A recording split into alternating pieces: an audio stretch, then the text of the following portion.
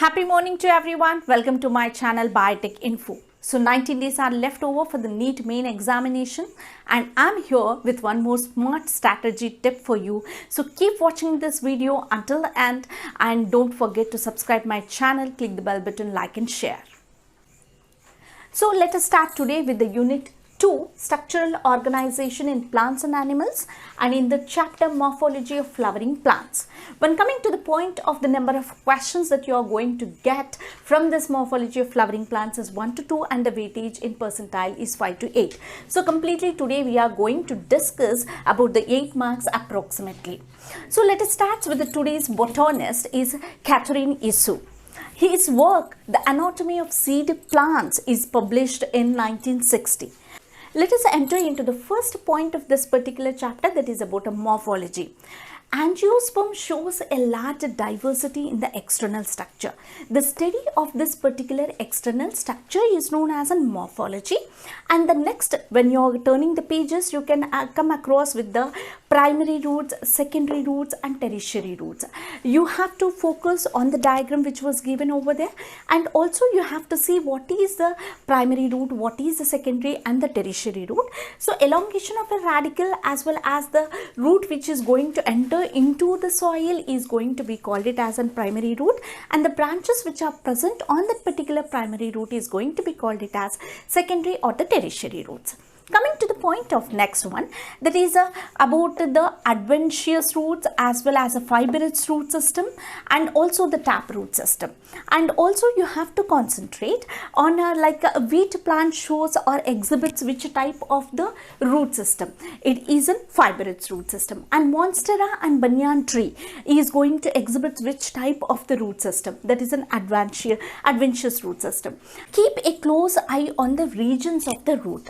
In a PYQs, we have observed that so many we are going to get the question from this particular section of our chapter. And what are the different regions which are present? Like root cap region, then above that you are going to have the meristematic region, and then region of elongation, and then root hair zone. So they are going to ask mostly from the meristematic region as well as a region of elongation and region of maturation. So please try to keep a focus on this particular section, and also overlapping questions may be asked in the particular this year. And then comes the modification. Modification means what? A change. Normally the roots are going to have their functions like absorption of the water, minerals and conduction of the water to the different parts of the plant body. But along with that functions, they are going to do some other function like a storage of the food material. So you have to concentrate on these modifications, how they have changed. Coming to the point of the roots, we have prop roots. In banyan tree, that is scientifically we are going to call it as Ficus bengaliensis, we can see a tuft of roots coming out from the branches. And next one is a slit roots. You are going to observe these roots in the maize as well as the sugarcane, which is going to be helpful to make that plant to withstand. And next, pneumatophores are present. And what is the use of, what is the importance of this pneumatophores? Maybe they have the chances to ask you, and you have to see that it is useful for getting the oxygen for the respiration, and which plant it is present means it's a rhizopora. And next comes what are nodes, and the place where the leaves are going to be coming out is going to be called it as nodes, and the differences between the two nodes you are going to call it as an internodes. And next one comes about the modification of a stem. Stem is also going to do modifications like a roots, and tendrils are the one of the modification of the stem, and you are going to see in the watermelon and pumpkin these tendrils are present. And next comes to the point of thorns. You can observe these thorns in the citrus as well as bougainvillea.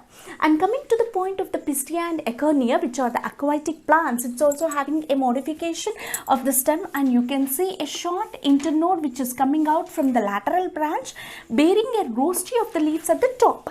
That is going to be asked like not a direct question but indirect question they may ask you. And next comes to the parts of the leaf.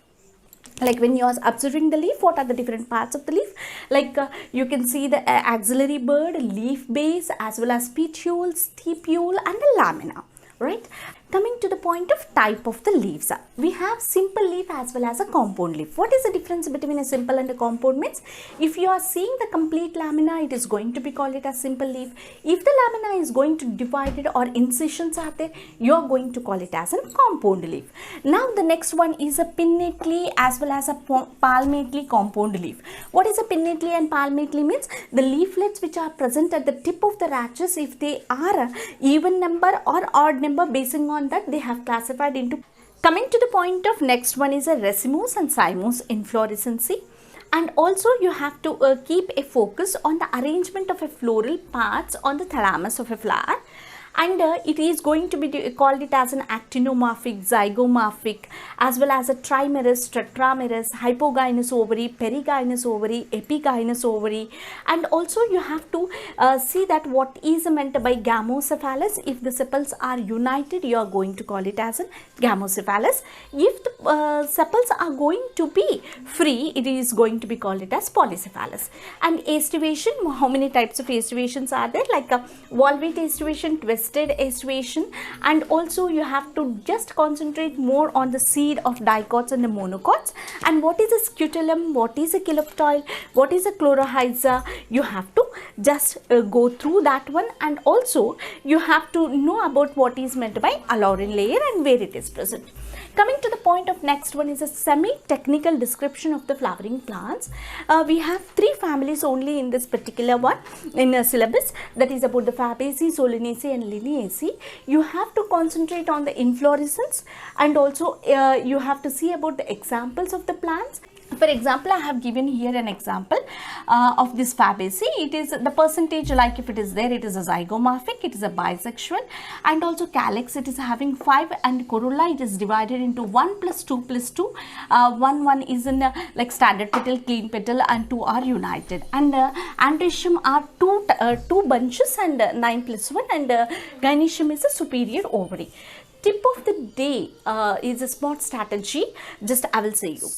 So finally we came to the end of our topic, and I already promised that I will give you a tip of the day, a smart strategy of 1 hour, 1 chapter. I said you that you have to read. So in 1 hour 60 minutes, so you have to sort out, like for example, any chapter when you are reading, first read a summary for 10 minutes. Then read and mark, means you have to highlight it with the pencil or the marker, and then for 15 minutes you have to go on reading that particular chapter for 15 minutes by highlighting the scientific names or the floral formulas or floral diagrams, as well as then what you can say, the definitions which you are feeling tough, you have to highlight it. Then again 25 minutes, read the content cleanly. Totally, you have to get it now, you have to grasp that points all. And next last 10 minutes for revision. Again I will say you, first 10 minutes is for reading the summary of that particular chapter. First read the summary, what contents are there, just check it out. Then again 15 minutes read and mark, and then next to 25 minutes read the chapter very cleanly, whatever the points you have missed it, or you have to revise it, that's it. And next one, 10 minutes complete revision again for that particular chapter. This will make your portions very easy to complete. And don't forget to follow the NCERT syllabus, and don't forget to do 45 PYQs and 45 MCQs, and also don't forget to read along with the bio, physics and chemistry. Be unstoppable.